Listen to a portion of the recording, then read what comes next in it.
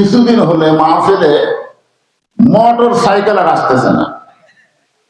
মানে motor cycle তো একা আসে না, হয়তো স্বামী আছে, স্বামী বউটাও নিয়ে আসে, আবার 2-3 বন্ধু মিলে এক মোটর সাইকেল নিয়ে আসে।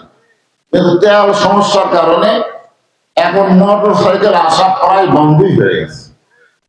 তো এই মুহূর্তে আমরা সবাই শারীরিক ভাবে ভালো থাকলেও এই তেলের চিন্তায় আমরা অনেকেই মানসিক ভাবে তো একটা ভালো নাই। যেরকম কথা ঠিক কি আল্লাহ ভালো জানে এই তেল সংক্রান্ত বিপদ কতদিন আমাদের দেশে থাকবে। আজকে আমাদের বগুড়া থেকে আপনাদের এই জায়গা আসা পর্যন্ত মাত্র 2টা তেলের পাম্প খোলা আছে, আর 2টা পাম্পে কমপক্ষে হাজার হাজার মোটর সাইকেল। আমি মোটর সাইকেলের ভয়ে আমার গাড়ি ঢুকাবাড়ি হয়নি, আমার গাড়ি আবার তেল ব্যস্ত হবে, তো খুব বিপদ। শরীর মোটামুটি আমাদের ভালো আলহামদুলিল্লাহ, কিন্তু মনের দিক দিয়ে আমরা অনেকে একটু সমস্যায় আছি। কিন্তু যতক্ষণ পর্যন্ত এই সামিয়ানার নিচে আপনারা থাকবেন ততক্ষণ পর্যন্ত আমাদের শরীরও ভালো থাকবে, মনটাও ভালো হয়ে যাবে। কারণ মনের ঔষধ হচ্ছে আল্লাহর কোরআন। সুবহানাল্লাহ। যেমন আল্লাহ কোরআনে বললেন, ইন্নামাল মুমিনুনা আল্লাযীনা ইযা যুকিরাল্লাহু ওয়াজিলাত কুলুবুহুম ওয়া ইযা তুলিয়াত আলাইহিম আয়াতুহু জাদাতুহুম ঈমানাও ওয়া আলা রাব্বিহিম ইয়াতাওয়াক্কালুন।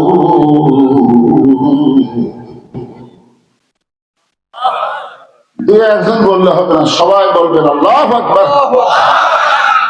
এই আয়াতের মধ্যে মন ভালো হওয়ার কথা আছে, সবার না, যারা আল্লাহর মুমিন বান্দা হবে। আল্লাহ এই কোরআনকে লক্ষ্য করে বলেছেন, অনুনাজ্জিলু মিনাল কোরআনি মা হুয়া শিফাউ ওয়া রাহমাতুল লিল মুমিনিন। মুমিনদেরকে লক্ষ্য করে আল্লাহ বলেছেন এই কোরআন মুমিনদের জন্য, সবার জন্য না। কার জন্য? মুমিনদের জন্য যাবতীয় রোগের শিফা এবং রহমত স্বরূপ। তাহলে মনের মধ্যে ছটফটানি ব্যারাম, এটা একটা বড় রোগ না? ধরে কম, এই রোগটা কিন্তু খুবই খারাপ রোগ। তাহলে এই রোগটা ভালো করার ঔষধের নাম কি? ধরে বলেন, নাম কি? আল্লাহর কোরআন। তো যতক্ষণ আপনারা এখানে বসে থাকবেন, আমি আপনাদের সামনে কোরআনের সবথেকে ছোট্ট একটা সূরা, নাম হলো সূরা আসর। নাম কি? এই সূরা আসরের উপরে ব্যাখ্যা করার চেষ্টা করব, মনোযোগ দিয়ে আপনারা শুনবেন। যারা আমার সামনে বসে আছেন, আল্লাহ আমাদেরকে দয়া করে রহম করে মুসলমানের ঘরে মুসলমান হিসাবে আমাদেরকে কবুল করেছেন। এটা যে কত বড় পাওনা, না মরলে বোঝা যাবে না, না মরলে বোঝা যাবে।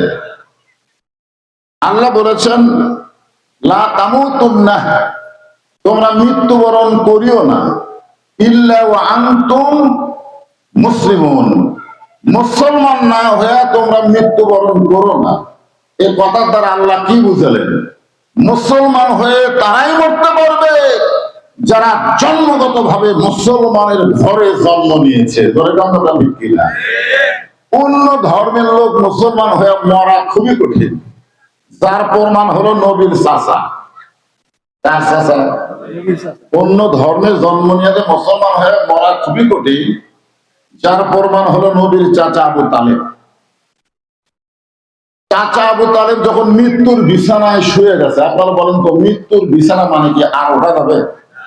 এমন সময় আল্লাহ নবী বললেন, চাচা, কথা যখন এখনো বলতে পারতেছেন, তাহলে শুধু একটা বার বলেন লা ইলাহা ইল্লাল্লাহ মুহাম্মাদুর রাসূলুল্লাহ। খালি একটা বার বলেন, আমি নবী আপনাকে হাত ধরে জান্নাতের মধ্যে ঢুকিয়ে দেব। চিন্তা করে দেখেন, মরার সময় এমন কথা নবী যখন বলল, ওই সময় চাচা বলতেছে, বাবা, মরেই যখন যাচ্ছি বাপদাদার ধর্ম ছাড়বো না। দেখছেন, যে ধর্মে যে জন্ম নেয় মনে করে ওরাই আসল ধর্ম। হিন্দু ধর্ম যারা, তারা মনে করে আমাকে ধর্মই আসল। খ্রিস্টান বলতেছে আমরাই আসল, ইহুদি বলতেছে আমরাই আসল, বৌদ্ধ বলতেছে আমরাই আসল। আপনার বলেন তো আসল কোনটা? ধর্মের মালিক যিনি, তিনিই বলতে পারে। ধরে কোন কথা ঠিক কিনা? আপনার বলেন তো ধর্মের মালিককে? আরো জোরে। তাহলে সেই আল্লাহ কি বললেন? ওয়ামাইয়াবতাগি গায়রাল ইসলামি দীনান ফালাই ইউকবালা মিনহু। ধর্মের মালিক আল্লাহ বলতেছেন ইসলাম ছাড়া। দেখেন, ওয়ামাইয়াবতাগি গায়রাল ইসলামা মানে ইসলাম ছাড়া অন্য কোন ধর্ম কেউ যদি গ্রহণ করে, আল্লাহ বলেছেন লা ইউকবালা মিনহু, কখনোই এটা কবুল করা হবে না। তাহলে এখন বলেন ধর্মের মালিক আল্লাহর কাছে কবুলযোগ্য ধর্মের নাম কি? সবাই বলা লাগবে। আমার কথা কি সবাই শুনতে পাচ্ছেন? তাহলে সবাই বলবেন, কারণ আপনার দুই কান্দে দুটো ফেরেশতা আছে। এই ফেরেশতা কি ঘুম পাড়ার জন্য? তাহলে আপনি যখন ইসলাম বলবেন তখন এই ফেরেশতারা কি করবে? লিখবে না?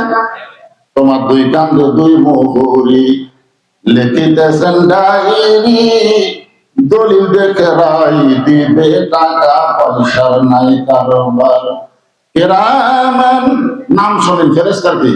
কিরামান কাতিবিনা ইয়ালামুনা মা তাফআলুন।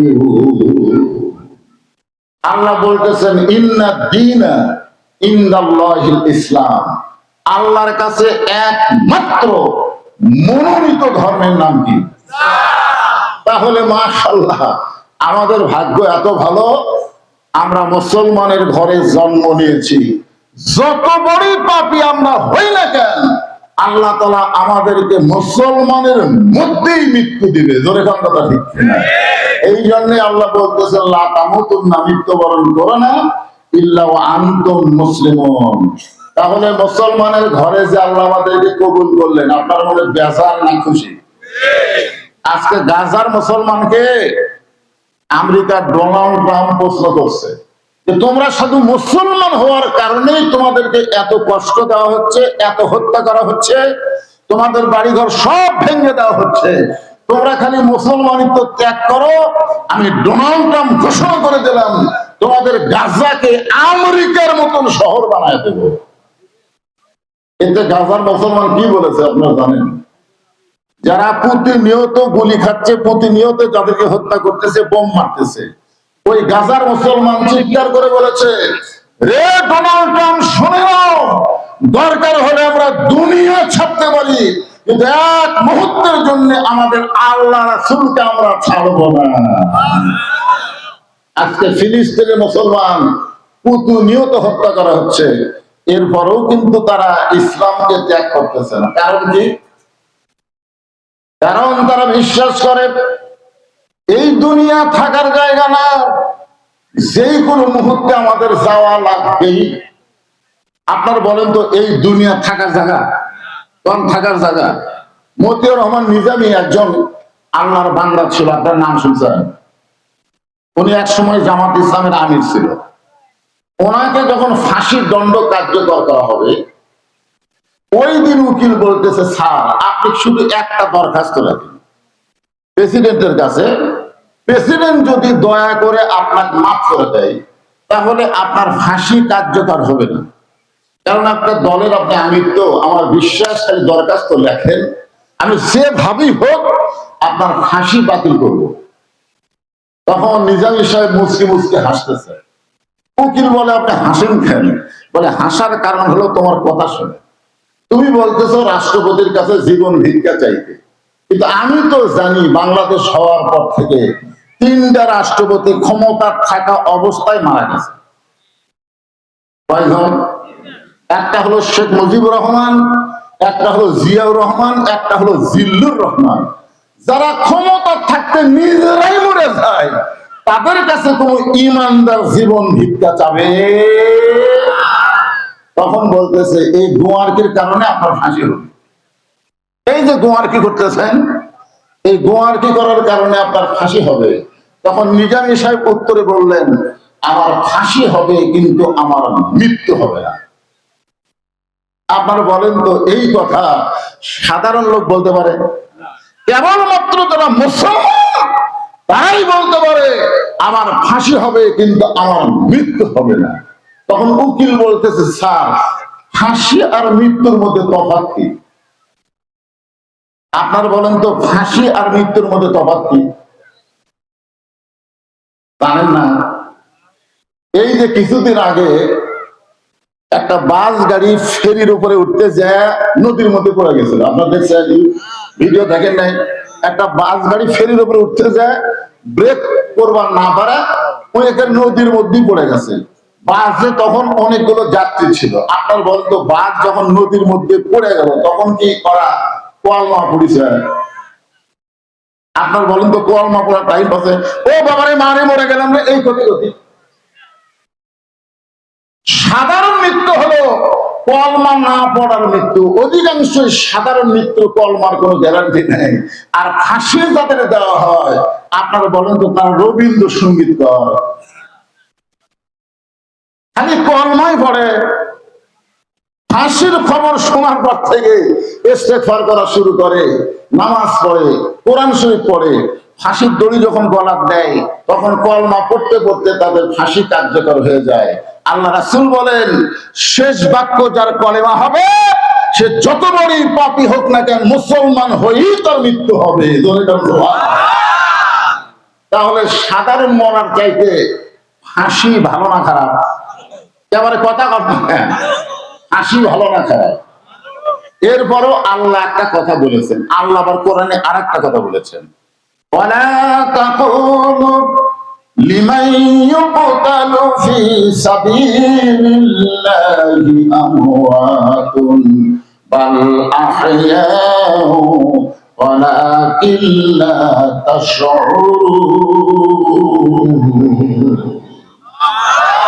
এই আয়াতের মধ্যে আল্লাহ বলতেছেন যাদেরকে অন্যায় ভাবে ফাঁসি দেওয়া হলো, অন্যায় ভাবে যাদেরকে হত্যা করা হলো তাদেরকে তোমরা মৃত্যুই বলো না, আমি আল্লাহ বলতেছি তারা জীবিত। এখন আপনারা বলেন যাদেরকে হাসিনা ফাঁসি দিছে তারা কি অপরাধ করে ফাঁসি হয়েছে? এখন বাংলাদেশের মানুষ বুঝতেছে এগুলা সব হিংসা করে অন্যায় ভাবে ভালো মানুষগুলোকে ফাঁসি দিছে। আর ফাঁসি দেওয়া মাত্রই তারা মরে নাই, তারা অমর হয়ে গেছে। এই জন্য খুবই খেয়াল করবেন, আমাদের সকলের সামনে মৃত্যু আছে না? এই যুবকের রাস্তায় যারা ঘোরাফেরা করতেছে সব মাহফিলে আসো, আজকে যুবকদেরকে লক্ষ্য করে ওয়াজ করা লাগবে। কারণ আমরা বুড়া মানুষ, আমাকে এমনি আমরা ভালো হতাম, কারণ আমাদের খারাপই করার শক্তি নেই। নাতি দাদা বলতেছে, দাদা ওই দেখেন রাস্তা দিয়ে কি সুন্দরী মেয়ে যায়, দাদা বলতেছে আমার চোখের ব্যাটারি তুই দেখ ভাই, তুই দেখার সময় রে আমার আর চোখের ব্যাটারি নেই, দেখতারই যাই না। তো যে বুড়ে চোখে দেখে দাদা সুন্দরী দেখে লাভ আছে? চুরি করার শক্তি নাই, ডাকাতি করার শক্তি নাই, অন্যায় করার কোনো পাওয়ার নাই, সে তুই এমনি ভালো হবি না। যখন হবে চামড়া ঢিল আল্লাহর সাথে দিছে আমি, যখন থাকবে চামড়া টাইট আল্লাহর সাথে করে ভাই। রাস্তায় আসার সময় আমাকে অনেক যুবক সালাম দিল, আসসালাম আলাইকুম হুজুর। এরা রাস্তা ধরে গেল পাগলারা, আমি এরা নিচে আসো। আমরা চাই যুবকগুলো সব আল্লাহর বান্দা হয়ে যায়, যেরকম কথা ঠিক কিনা? যুবকদের অনুরোধ করতেছি তোমরা রাস্তায় না ঘুরে আল্লাহর মাহফিল আসো। আমি সূরা আসর থেকে তোমাদের সামনে আজকে আলোচনা করে শোনাবো। আল্লাহর প্রশংসা করার কারণ হলো এই কথাগুলো আমি প্রায় মাহফিলে বলি, কারণ এগুলো মৌলিক কথা, মৌলিক। যেরকম সূরা ফাতিহা ছাড়া নামাজ হয় না। বলেন তো সূরা ফাতিহা ছাড়া নামাজ হবে? লা সালাতা ইল্লা বিফাতিহাতিল কিতাব।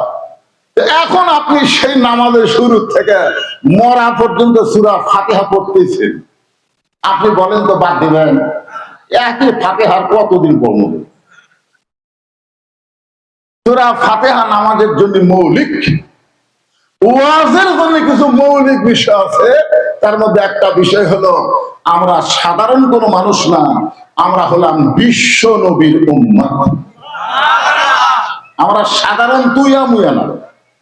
আমাদের যে কি দাম রে ভাই, আমরা যদি হাসরের ময়দানে ঠেকাও যাই।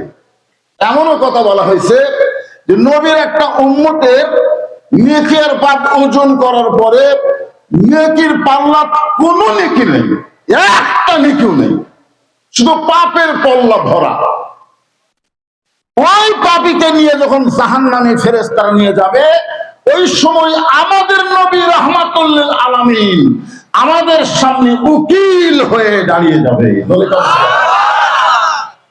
ফেরেশতারা বলবে আপনি সামনে দাঁড়ায় তো লাভ নাই, কারণ মিজানে নেকি পাপ ওজন করা নেকির চাইতে পাপ বেশি, এই জন্যই তো জাহান্নামে নিয়ে যাচ্ছি।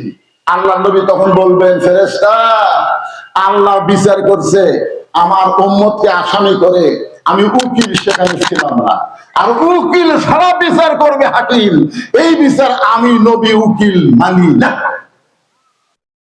কি নবী পাইছে চিন্তা করে দেখেন, উকিল ছাড়া আসামির বিচার হাকিম আল্লাহ করবে, সেই বিচার আমি উকিল মানব? ফেরেশতারা বলতেছে তাহলে কি করবেন?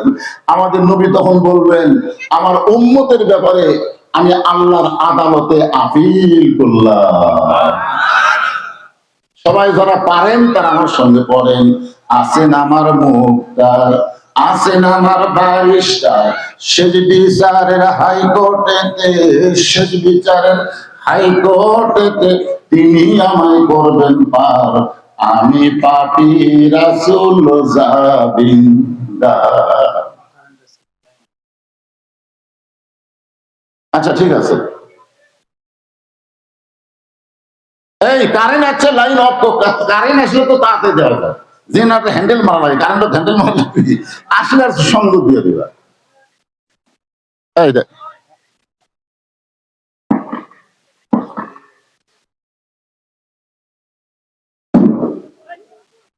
আমি আমার শ্বশুরের বাড়িতে একবার গেছিলাম, আমার শ্বশুরের বাড়ি। শ্বশুরের বাড়িতে গিয়ে বললাম, আব্বা যান আপনাদের কারেন্টের খবর কি? তো আমার শ্বশুর বলতেছে তুমিও যা কারেন্টে নেই। আমার মন খুবই খারাপ হলো। আমি বললাম আমার সঙ্গে আপনি কারেন্টের তুলনা দিলেন কেন? আমার শ্বশুর বললো তুমি যেমন আসো থাকো না, কারেন্টটাও আসে ঠিকই থাকে না।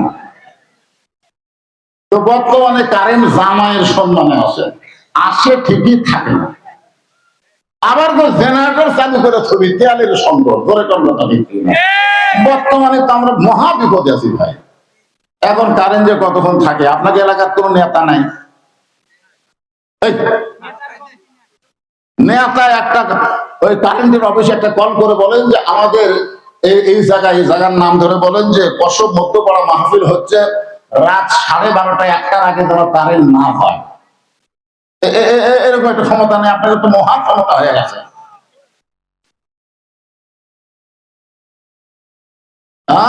বিএনপি ক্ষমতা বসার সাথে সাথেই বলতেছে 47 সালের আগে আমাকে নামাইবে। কি হনু রে, এত বড় ক্ষমতার কারেন্ট এত ঘন ঘন ভয় করে। একটা দাবলি দিয়ে দিলাম, বুঝলেন? দেখি নেতার করণে যদি আবার ভাই তাহলে বুঝবো, আমি বুঝবো এরা পাংশা নেতা, নেতা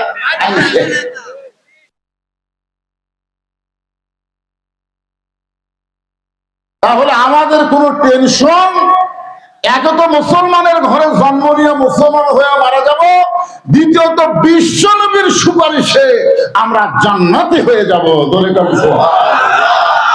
কি ভাগ্য আমাদেরকে আল্লাহ দিছে রে। এরপরও আল্লাহ তাআলা এমন একটা কিতাব আমাদেরকে দিলেন ভাই, যেই কিতাবের প্রথমে আল্লাহ বললেন যালিকাল কিতাব লা রাইবা ফীহি হুদাল লিল মুত্তাকিন।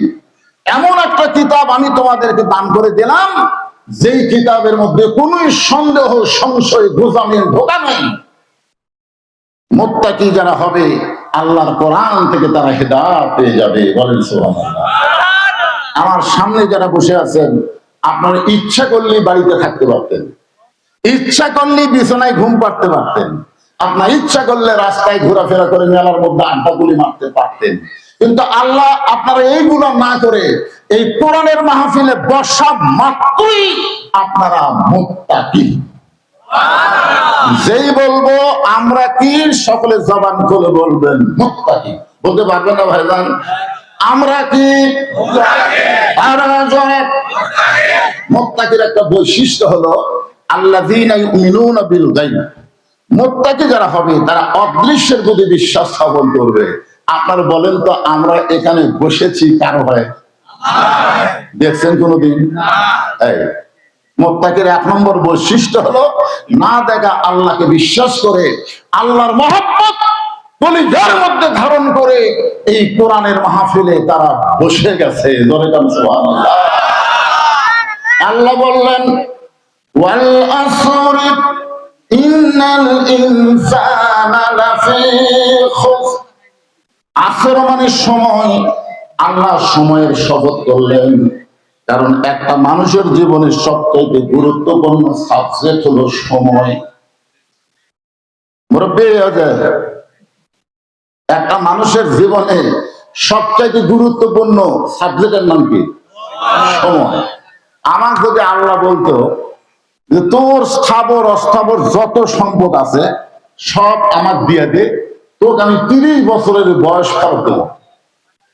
মানে আমি 30 বছর বয়সে যেমন ছিলাম এই বয়সটা আল্লাহ আমার ফেরত দিবি, আর আমার যা আছে সব নিবি।